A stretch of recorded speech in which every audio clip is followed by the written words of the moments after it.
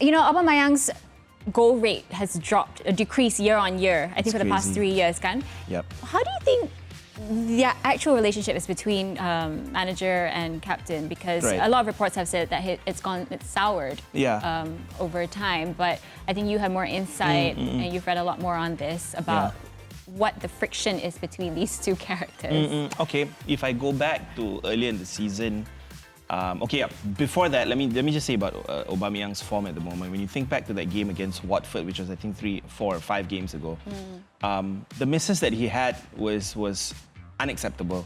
There was one point where Odegaard hit the ball and he was in an offside position and he reached for it, and the awareness of a striker with his caliber to be that lax and not be aware that he's in an offside position, that is huge question marks to me.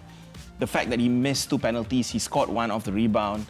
He missed literally an open goal against Newcastle that hit the outside of the post. There's just too many that says to me that Aubameyang is not focused.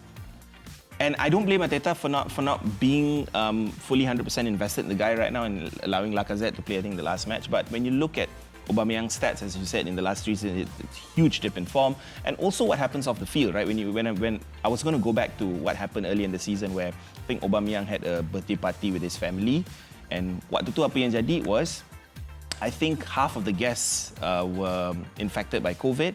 And some of them, I think half of the team were Arsenal players. And that's why when you look at the first 3 matches of the season for Arsenal, there were so many players missing, right? That drubbing they had with Man City, they lost to Brentford. All those games were a result of Arteta not having his best players. And that was down to Aubameyang's kid's birthday party. I mean, something that maybe they would have thought that they could have avoided, you know, if proper SOP, safety was taken to it. And then comes the fact that Aubameyang has been late to training before. So many factors that led to Arteta being very frustrated with this player, and in a way it's like pengaruh juga kepada pemain-pemain lain.